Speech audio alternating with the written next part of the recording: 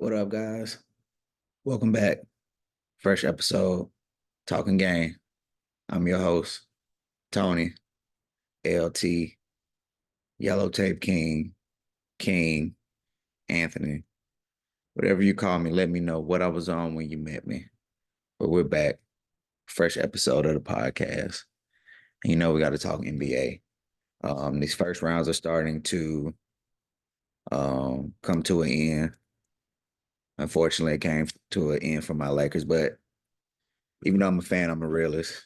I said the Nuggets will win in five, and they did. Um, they just out execute you.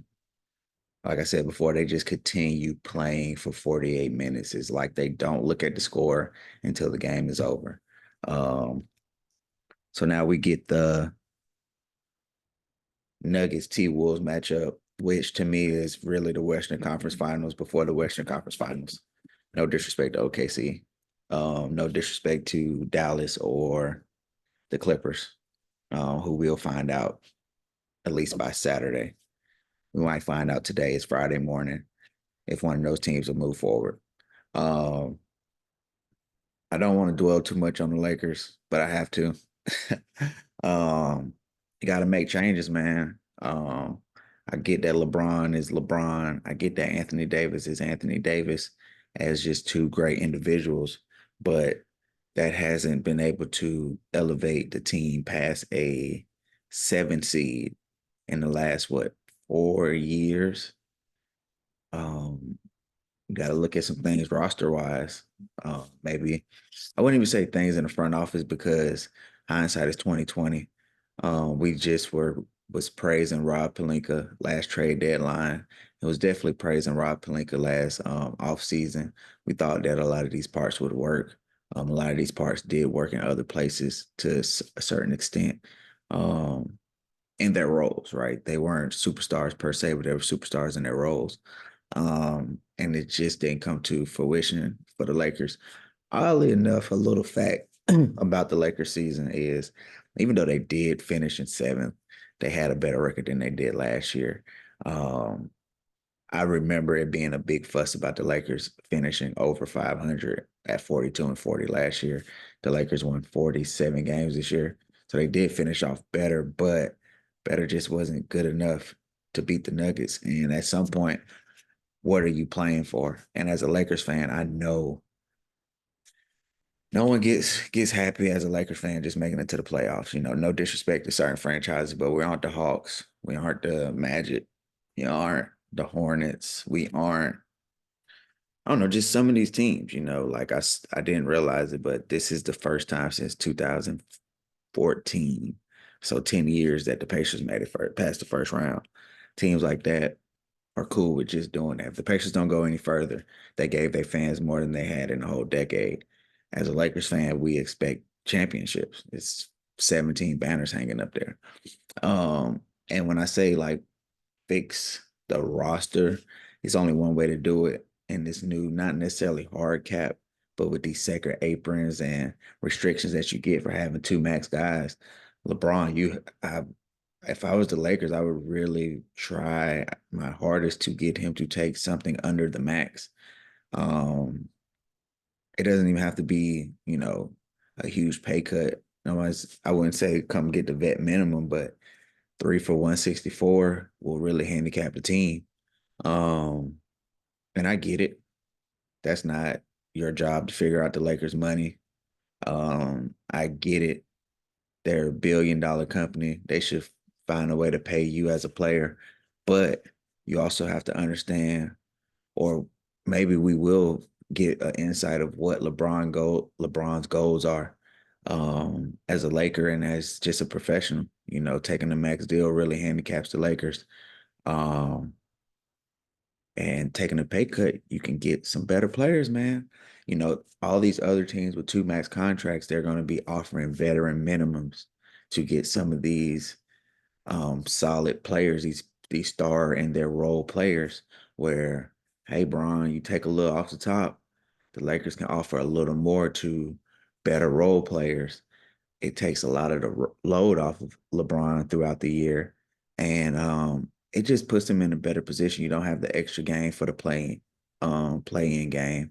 It's crazy the Lakers play the extra game for the in-season tournament and play the extra game for the play-in tournament. Two extra games on you, unnecessary. And look, you can make up a little bit of cheddar cheese if you do win the in-season tournament. Um, I really don't know where the Lakers go from here. The Trae Young talk is out there. I don't really know how I feel about Trae Young. This is somebody who does get injured as well, a small guard. One of the Lakers' biggest issues where they weren't able to stop the ball. Um, Trae Young doesn't fix that. He scores a lot. He's a high volume guy, so he'll take LeBron off the ball. He is great in the pick and roll, so that will be a lot better with Anthony Davis, better than it's been with D'Lo. D'Lo misses AD a lot. I've said that throughout the year on the pick and roll. Um, but you also have to think of that variance of LeBron's going to go in the year 22. It's going to be hard to think that he's going to play 71 games. Anthony Davis, he played what I think a career high in games this year. You got to see what the residual effect will be of that going into next year, how his body reacts to that. And Trae Young is somebody who you can always pencil in to miss 15 to 20 games too, it seems like. So I don't know how you factor in the potential and the variance of those injuries, plus Trae Young being another max guy, and that's forcing you to get more veteran minimum players. I don't know if that's the way to go. For what I've been noticing in these playoffs and just in the NBA in general, and I'm gonna use a 2K reference when it comes to like players' abilities, is if we're looking at ratings of all the players on your team, the days of having two guys over 90, or maybe even three in the big three era, and having 70s across the board everywhere else, and you win it, it's over. You'll do better having like 190 or above guy, like i.e. Jalen Brunson in New York, and just having a bunch of high 70s, low 80s all around, and just having the better average of, what I'm saying, around the star. Um, and I think that's the direction the Lakers need to go. I don't think a star is needed, but you know what? I didn't do a good job of this, and I'll make sure I'll talk more about it on the next podcast. We're going to run down the free agents for next year. Other than we know Klay Thompson. Would he take some money to come be a reliable shooter? We know what he can do. We know Paul George is going to be a free agent. We'll see what happens with that. I don't think Pascal Siakam, but these are all max guys. So that means somebody will have to do some moving around and rearranging. And then that still only puts you at three high level guys. And then you got to go vet minimum for the next 9 players to fill out your rotation. That's going to be hard to do. And then you have to think about the Lakers coaching situation, right? Like, will Darvin Ham be back? If he does come back, what system? Is he going to keep the same system that he's been implementing? Will he have to change things up based on the roster that be constructed around him? So that also be interesting too, seeing what the Lakers do coach wise. We got a long off season. Gonna have plenty to talk about. Nuggets are the Nuggets. Just a juggernaut. Like I said, they're a team that they just keep playing. Then you look up at 48 minutes gone. Jamal Murray's hitting the shot. They walk off with wins. You know what I'm saying? Or they just execute, especially down the stretch. They are bullshit for 3.5 quarters, but the last 6 minutes of the game is like they're a flawless, well-oiled machine. Shout out to them going to the next round. Going against Minnesota T-Wolves. Now, what they did to the Suns, God almighty. They took their chain, they took their lunch, they did the damn thing against them guys, man. It's interesting to see the Suns in such a terrible position. And really, the question is, okay, which one of these big three gonna get traded? Which one of these big three can be traded? Those three guys are making $150 million. The salary cap is only like $178 million. Nurkic is making his money. Grayson Allen extension kicks in next year. Nazir Little's under on the contract for like $3 million, which don't seem like a lot, but it's a lot when you don't have that much space. You know what I'm saying, to work with. Um, I don't think Booker goes anywhere um, unless he demands a trade. I wouldn't be surprised if he demands a trade because that's just how the NBA works these days. Bradley Beal has a no trade clause, so that would have to be just a mutual agreement. And the thing that sucks for Bradley Beal is he was more high profile this year. Bradley Beal was the same guy this year. He's been ever since he got his max contract for being the leading scorer in the NBA that year. He might have been second, but making that third team All NBA. He is the same guy. Not that efficient from three, high volume, and unfortunately injury prone. So it's going to be hard to get teams to want Bradley Beal, which is crazy because I wanted Bradley Beal for a second, but I'm a Lakers fan. I want every high profile guy at some point until I check under the hood. Um, Kevin Durant getting traded again would be this would probably make him have one of the most interesting NBA careers ever. And the question is, where does KD go? Um, Two reunions possible. You trade him back to Golden State.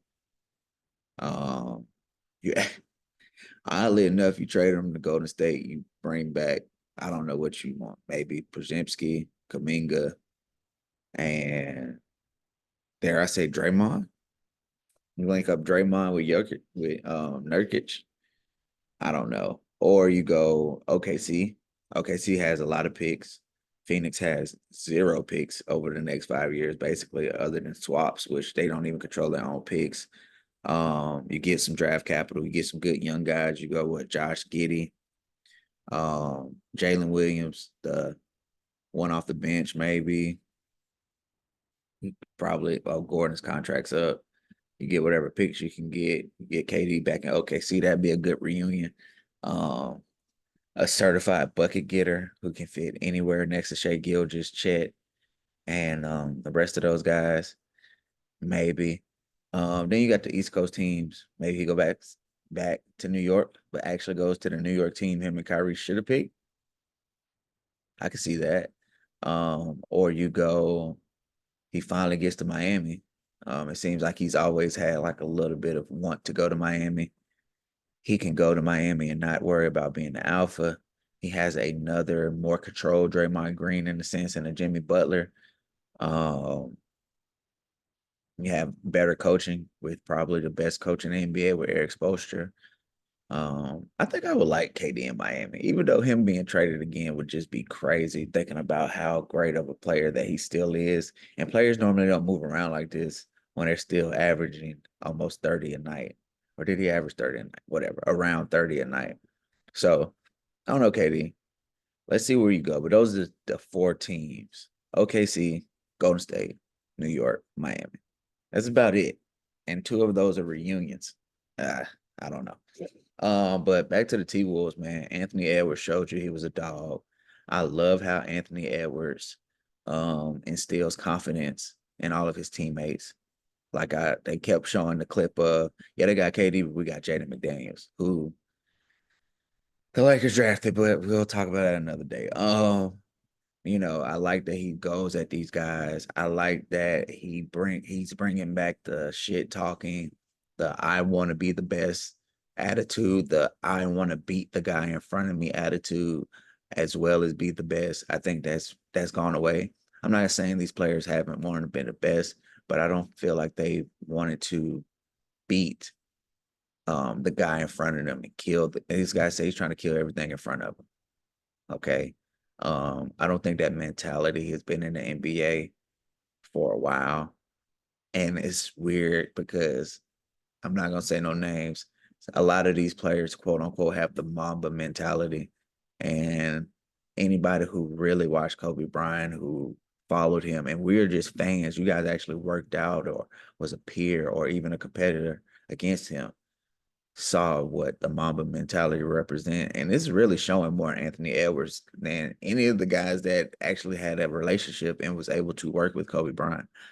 Um, Cat, hey man, Ant instills a lot of confidence in Cat. Cat's out here balling out. He is a uh, matchup nightmare when he's being aggressive because what four really can step out with him. If he posts up more on smalls, he really would be a problem. Rudy Gobert's found his niche. I think Mike Conley is part of what helped that. Having a point guard that knows where he likes the ball when he does get the ball, even though he's not offense isn't his calling card, his defense, that makes him even more valuable, man. Them finding out how to deal with him when it comes to the floor spacing is crazy. And I really think that, and I've said this before, the T Wolves are the only team equipped to match up with um the Nuggets and Jokic because they have the three bigs. They can throw Cat at them. They can throw Gobert at them. They can throw Nas Reed at them. They have Kyle Anderson who can be a capable, not a big, but a big enough body to just, touch him up a little bit. If he was to switch off on him, it wouldn't be that big of a deal. Hell, I believe they still have Luca Garza on the playoff roster. So that's another 7-footer, just in case you want to use 6 fouls, if nothing else, and just wear him out and keep a body on him. I think that is really going to be the thing that if the T Wolves win, I'm not giving a prediction yet. If the T Wolves win, it'll be because that they can really throw 3 to 4 capable bigs against Jokic. And it's crazy to think about that because the last time teams were just drafting centers, and I'm not saying that's what the T Wolves did, but that might be what's coming, especially with the way your Embiid um, has shown the ability to go off, is if the Nuggets find a way to win another chip, teams will draft centers, even if they're not centers that are that good, for the simple fact of having big bodies to put on Jokic, kind of like how they were doing back in the late 90s, early 2000s, just to deal with Shaq. Look, we gotta carry an extra big. We gotta have another 6 fouls. We gotta have somebody just to wear this man down. And I really feel like if the Nuggets find a way to win another championship, that's what's going to happen because it's a copycat league. It's just like when the Warriors are winning with the small ball. Now everybody plays small ball. Difference is the Warriors small ball still had a 7-footer on the court. His name was Kevin Durant. But anyway, um, so yeah, that's going to be a matchup of all matchups, man. OKC handle business, clean sweep of the Pelicans. After watching the first game of that series, I just knew that series is going to go 7. I was um I was impressed by the defenders on both sides of the ball. I thought that would keep the games more interesting. Um they weren't bad games, but oh my gosh, you know what reared its head in that series more than anything? CJ McCollum. And you ultimately see why they traded CJ McCollum out of Portland to just try something different. And dang, CJ. This was terrible, and this is what being on the playoff stage gets you. It gets you the spotlight, and you can either shine in it or you can look pretty bad in it. And I'm not gonna lie, my boy CJ McCollum looked bad. Brandon Ingram, once they locked in on him, Lou Dort. Oh my gosh, when you look at players like Lou Dort, you look at players like Herb Jones. You know what I'm saying? Shout out to Chet was out there doing his thing. Even Trey Murphy the third. And then you look at the defensive player of the year. Shout out to Rudy Gobert, Wimby. I ain't no complaints there. Shout out to Bam. I know what Bam does defensively, 1 through 5. But who picks? And I know it can only be 3 guys. But when you look at these wing defenders, the guys who really got to defend on the toughest positions, and they do a good job, how doesn't at least one of those guys get nominated for Defensive Player of the Year? I don't know. I made these comments because at one point in my life, I do want to be a guy who votes for these awards, Defense Player of the Year, All NBA, all that good shit. So, man, holler at me, man, because I think you guys are really missing the mark on some of this. I get it. These winged offensive players are still out here getting 25, 30 points, but it's hard to play defense now, and some of these defenders make it look real easy, and you can tell they have a love for playing defense. Um, but OKC is sitting there waiting. I wouldn't even say resting because there's some young guys. Shout out to Shea, Chet, um, waiting to see what's gonna happen with the Clippers and the Mavs. And I think the Mavs probably close that thing out tonight in Dallas. Watching game five. Was that five? Yeah, watching game five. And I text Jay, it looked like a slow death for the Clippers. It looked like a boa constrictor. The Dallas was a boa constrictor, just slowly squeezing the life out of the Clippers. And it was just the body language of it all. It was real deal. Like the Clippers looked defeated. I don't think enough people talking about Paul George not signing that contract. That's on the table. He clearly wants to be a free agent. Um, and that opens up Pandora's box, because I, at one point I looked out there and Kawhi's hurt. Normally that means Kawhi is not going to make it through start the season next year. They open a new building. And at one point it was a lineup of James Harden, Russell Westbrook, two guys who are 15, 16 years in the league. That means next year they'll be 16, 17 years in the league. Definitely not who they used to be. Terrence Mann, Norm Powell, Mason Plumlee. Paul George, like, y'all got me fucked up. Hey, Paul George is probably like, yo, I left Russell Westbrook in 2019 because we couldn't get it done. Next year would be 6 years later. Nah, I don't see him. I don't see that. I don't see him wanting to stay in LA with that. I truly don't. Is a reason why he didn't stick around, especially if they get bounced right here in the first round. Um, it's not really that many places Paul George can go. I would hope he come to Orlando. I did see that they have the money. Philly, I think Philly will have the money. Swapping him out for Tobias Harris would just be the perfect match. I believe he can fall into like that number 3 role. And the thing about that is he can have those bad games. If somebody like Tyrese Maxey or Joel Embiid, which nobody can do anything with, are both going off for 30. So then that night that he does go off for 30, the other guys, oh man, it's my night off, and that just gives you that third option that, whew, that's going to be tough to deal with. But it's another max contract. Might play his way into all NBA. That becomes a super max contract. Joel Embiid's getting paid. That goes back to that. What would be around that? I don't know if Buddy Hill still has another year. Oh, excuse me. Excuse me. You know what I'm saying? Kyle Lowry, he's probably about over. So you'll have to see what's going on without that. But you roll Embiid, Maxey, and Paul George out there. It gets real interesting for the Sixers. But yeah, I think this is over for the Clippers. The Mavs, look, man, ever since they got Daniel Gafford, they've been 18-3 with him. That was they great trade deadline. How the Lakers won the trade deadline last year, the Mavs won the trade deadline this year. PJ Washington fits great. Daniel Gafford fits great, which when they traded for Kyle Kuzma, or initially when the reports were is for Kyle Kuzma, I was like, I don't really like that. When they said they traded for Daniel Gafford, I was like, that's a big deal because I said it, they have pressure on the rim all game with Derek Lively and Gafford. I watched that game when AD had his career high, and people didn't talk about it because AD had his career high, but Daniel Gafford was balling that game. He was balling. So that works out for them. Kyrie Irving looks like a champion. Kyrie Irving looks like the 10+ year vet that has a chip that is coming to show these young guys how to do it.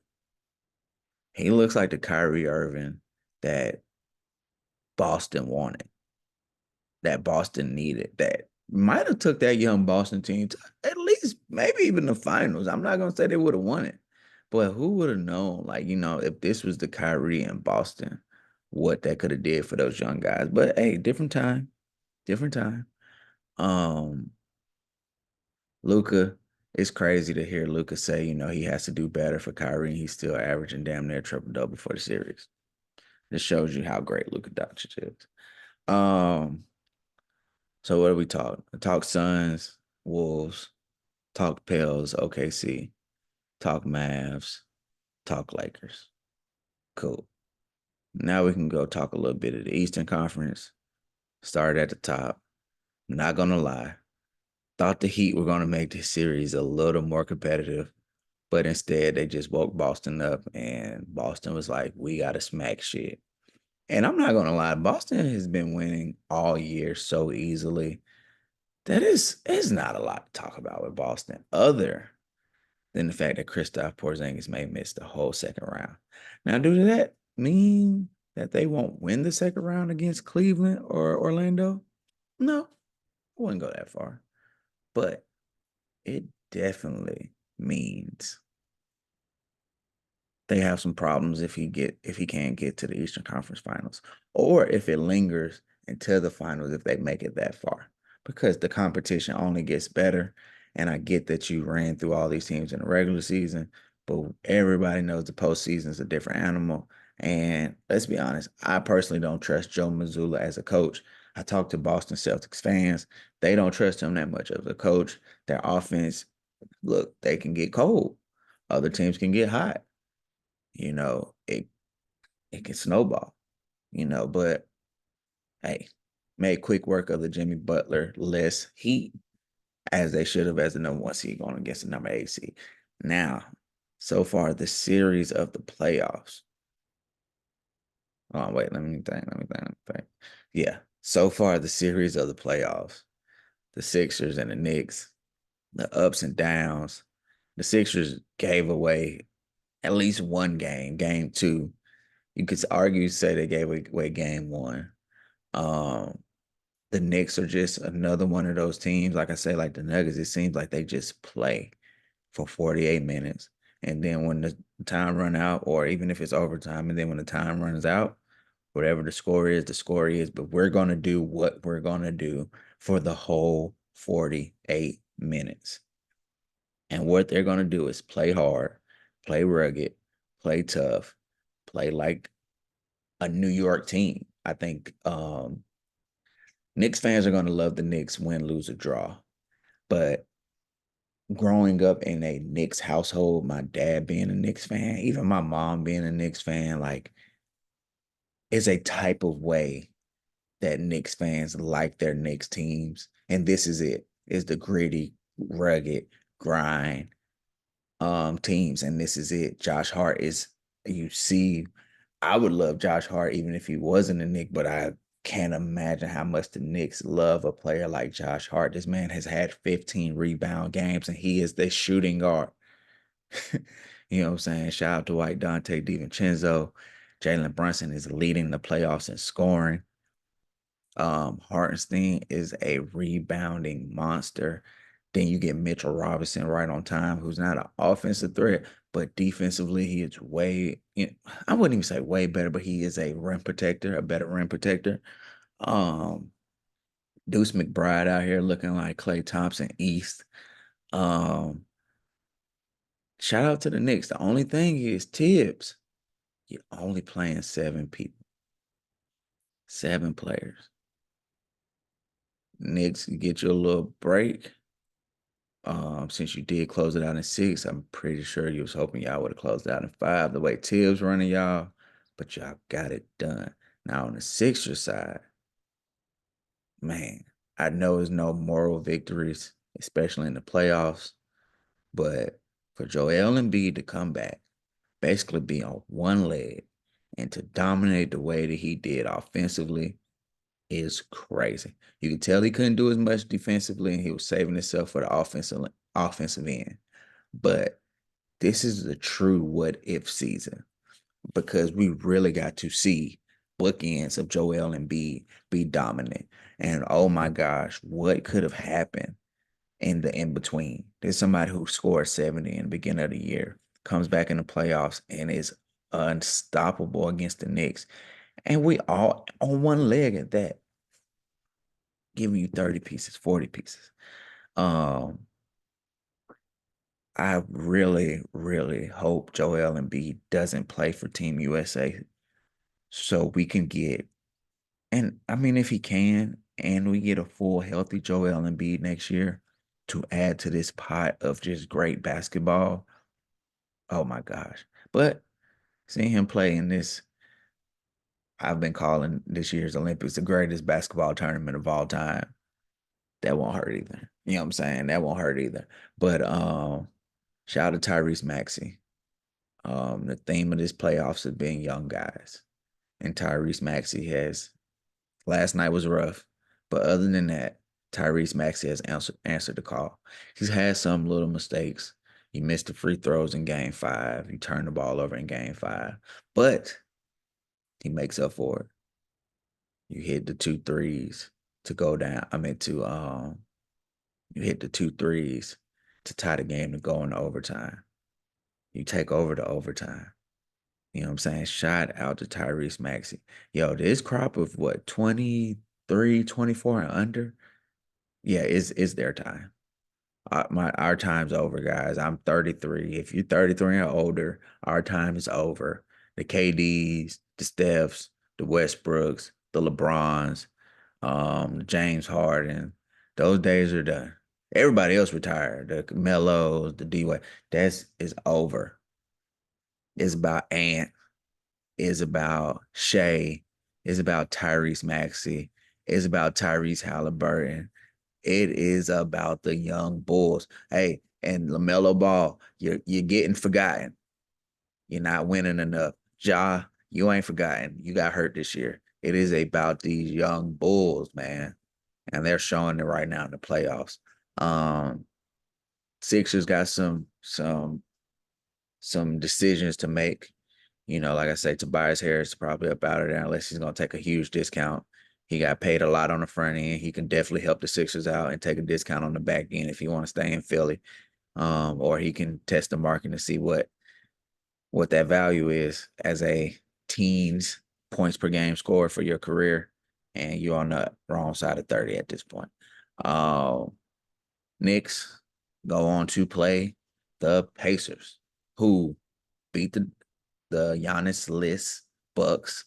A lot of people were saying the Pacers would have won with Giannis. I don't believe that. Um, I do think that Giannis is just a different animal. Like he's one of those people who can win you a series, especially a first round series when healthy. That is something to think about though. Giannis has missed games in the last 2 playoffs. He missed his whole first round. He missed the first 2 games of last year's first round due to injury. That's something to look at. I wonder if Giannis has reached a point of his career he doesn't care about some of those accolades, and he may start taking more load management. But this is also Giannis Antetokounmpo, one of the hardest playing players ever, and definitely the hardest playing superstar ever. Um, so I don't see him doing that in the future, but they definitely got some figuring out to do. Um, They got to figure out defensively how they can protect Dame. He did show a lot of effort, but you got to watching it in real time. You realize how small Dame is compared to some of these other players, so they have to figure that part out. You would think we would have seen more Dame and Giannis pick and roll, and maybe we'll see more of that now that you're gonna have a full training camp with Doc Rivers and the Bucks. I know some people are saying trade Dame, maybe, but to where and for what, and how would that make Giannis feel? Um, Everybody's waiting on that one European player to request a trade, and maybe it's Giannis. Maybe it is Giannis. You know, maybe this is the time to break that thing up and see what you can do elsewhere. The only problem with Giannis is I don't know who is going to take the Nasties and a package deal. Don't know it. Don't know it. But this ain't about the Bucks. It's about the Pacers. Those young shout out to Tyrese Halliburton, another young bull, man. They're like, look, Normally, these young teams, oh, we got to take our lumps. We got to lose in the first round. Then we come back. We might lose in the second round conference finals. Then we'll come back. That's when we'll be that team. No, this year, the young teams are like, nah, y'all old, y'all dusted. We're bigger, stronger, faster, and we're going to show you. Boom. That's what it seems like with these young players, these young guards, they're going off. And I love it. It's a changing of the guard, and it's still fun. You can see they still having fun, but it's a lot more competitive. I think part of what's making it more competitive is the referees also aren't blowing as many whistles, so it's allowing it to get more chippy. I don't know if that's by design. I don't know if that was talked about. I don't know how that came about, but it's definitely different than the regular season, and I'm down for that. My only thing is they should make the rules always. It shouldn't be different from the regular season and the off season. But hey, that's just me. Um, Pascal Siakam balled out the first couple games, and then it became a team effort throughout the series. Oddly enough, the Bucks win the game without Dame and Giannis. Um, Shout out to Pat Bev, proving that if he had played 35 minutes plus and had the ball, he can get 10 assists. He ended up with 12 that game. Pat Bev probably is going to start the season next year suspended, throwing the basketball at the fans after the game. Man, but shout out to the Pacers. We got Pacers Knicks round two.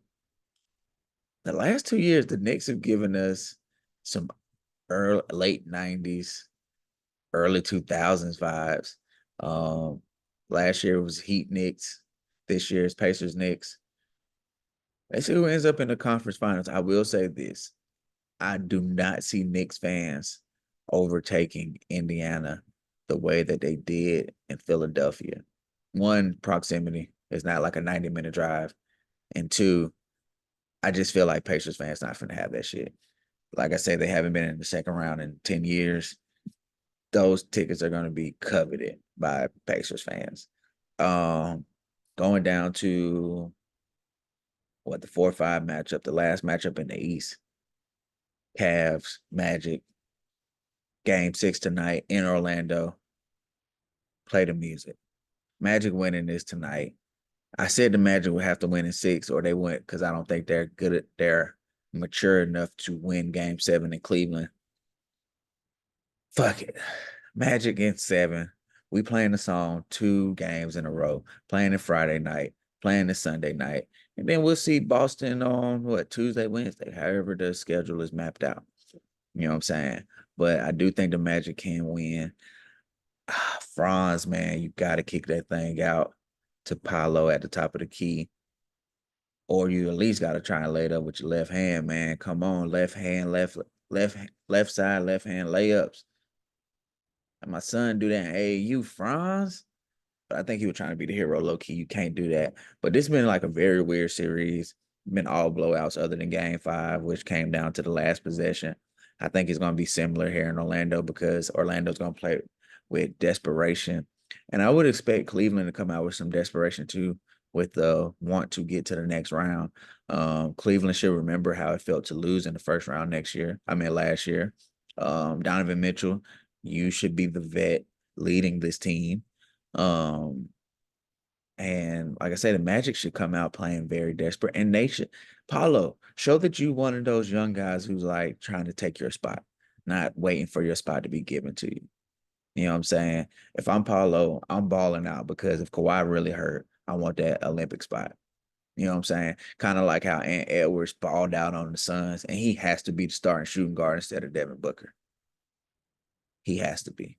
You know what I'm saying? Like, I wonder who's gonna be the starting point guard. Like, if Tyrese Halliburton leads the Pacers to like the Eastern Conference Finals, how can he not be the starting point guard, especially the way that he plays? Like start infusing this young talent into the fabric of just American basketball and like if you want to talk about making them the face, that's one way to change the faces of the league, the Olympics coming up.